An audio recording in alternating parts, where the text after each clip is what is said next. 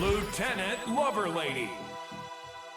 BCX24 was a time to be alive in the Brawlhalla community. There are so many amazing reveals that really made the experience when I went this year.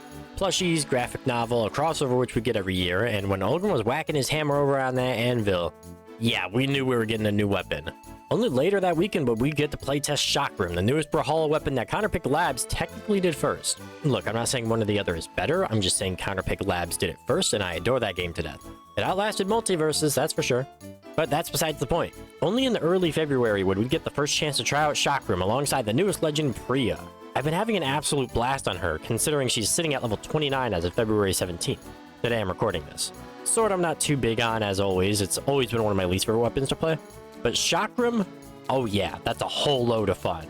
It's one of the quickest string-heavy weapons in the game when split, then you fuse it together and go for whatever kills you can get with dare, and a whole lot of dare. When paired with how quick of a legend Priya is, and with some nasty signatures, she's a pretty dang fun legend to mess around with.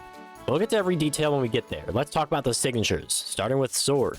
Sword and Sig is an extremely well anti-air tool, but like any other aerial signature, can be dodged by just staying low to the ground. It doesn't have a lot of force or damage, but is personally my favorite out of her sword signatures for how all-around it is. An anti-air signature is always a good signature. I especially love to use it coming onto stage, since at this point of a release, people still haven't figured out how to back up against it. It's real fun. Sword Side Sig you could argue is better, since it has more damage and force than Insig, but is a signature that hits much lower to the ground typically, but has a lot of power coming up.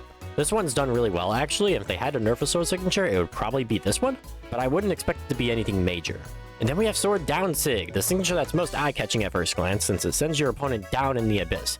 We keep repeating history with these types of signatures, don't we? These signatures are fine by all means, and it makes Priya a whole lot more unique. It has less force than Insig, and actually has the most damage, but good luck getting this one to hit. It's the hardest one by all means, and unfortunately her worst signature.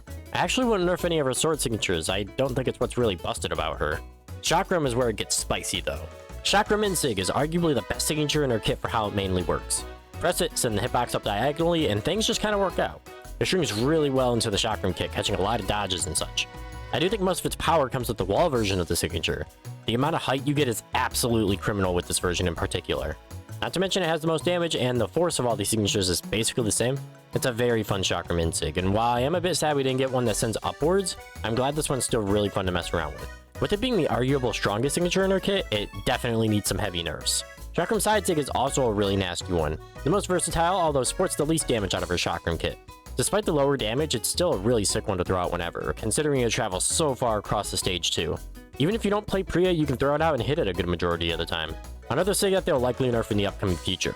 Lastly, we have Chakram Down Sig, which in my opinion is really underrated. I know Insig and Side Sig are the main grabs for Priya's Chakram signatures, but Down Sig flows so well into her kit. Not to mention it has the most damage out of her Chakram kit, and like we already established, they all share the same force. I'm scared this one won't get nerfed when the time comes, but if Priya receives a good amount of nerfs in general, maybe it won't be so bad. As of right now though, her Chakram game is way better. If you haven't been playing Priya, you've been despising your signature kit. Otherwise, it's super fun. Onto her skins, she releases with the base 3 as per usual, some really astounding ones this time around. In God tier we have Default, Dark Harlequin, and Chakra Priya. These 3 skins are just astounding. They all look absolutely phenomenal in design and all take color swap swimmingly. She's just a really shiny legend if that makes any sense. Turns out that poker card teaser wasn't a Balatro crossover after all, but just a teaser for Dark Harlequin. Then in pretty good tier we have Joyful Dancer Priya. Not one that I'm extremely fond of really, but it isn't bad by any means. It does come with a really nice sword, I will say that. Shortly kept on the skins, but they did a great job with them. As usual, I would love to see what they do with future skins and events and battle passes. Tier list wise, out of S, A, B, C, and D, I'd place Priya in S tier. I've had really weird placements recently in these analysis videos, for example placing Onyx in S- tier while Rayman was placed in S tier, which realistically should have been Onyx in S+, for example. But what I'm trying to say is Priya is a really strong legend under the right hands, but against some of the best legends in the game, I honestly don't think she stands up to them. 99% of the time the better player wins, let's be real. When Chakram, while super string heavy, has criminally low damage and force. Even with the fused version, it's not great.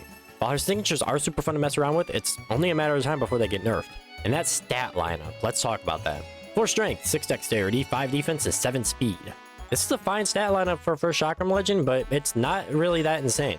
Not as much as Tezuka anyways. I know they want Priya to feel much lighter weight, but when they release a Chakram legend with higher strength and defense, I think they'll easily outclass Priya.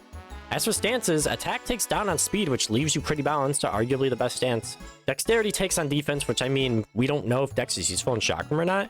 It's stupidly tight on combos, so it could help, but I wouldn't suggest it. Defense is pretty nice, but leaves you really low on attack, which actually is my preferred stance. And speed takes from dexterity. Also potentially a good stance, but I'd be cautious with it. High-speed Chakram sounds like a lot of fun, but being able to kill on a legend like this is absolutely necessary to making Priya work. As for her play rate, Priya's at the top of the board, of course, but where will she reside by the next legend release? I predict she'll stay around the average area, which is 1.53%, but maybe even a little higher. She's the only one with Chakram, so until the next legend comes out, we'll be seeing a whole lot of her. From my experience, though, Priya isn't really annoying. Maybe it's because I have her like level 29 in only like 11 or 12 days, which is pretty criminal to say the least. But what I'm trying to say is the skilled player always wins in a scenario like this. Chakram isn't an extremely busted weapon on release like Boots or Greatsword was, and Priya definitely isn't as busted as Jaehyun or Tesco was for a while based off the stats alone. Even the signatures are relatively balanced apart from 2 or 3 of them. It's just a matter of knowing how to play against the legend, learning how Chakram works, how the signatures work, and so on. Trying out the legend yourself especially helps since you know what you're getting into when fighting the legend in the future. You just end up learning what does and doesn't work, what you should and shouldn't do. It's such a vague tip that it goes for basically any new legend, but in this case specifically because I know there's a lot, and I mean a lot, of people calling Priya overpowered, which to that I say, try out the character. And I don't mean play 3 games and call it a day, I mean really play it. At that point, a player understands what makes a legend or weapon so great in certain aspects and what makes them lack in certain departments. But let's not dive deeper into the rant. What are your thoughts on the Radiant Blade herself? Do you find her kit to be way too strong, in need of buffs, or just whatever?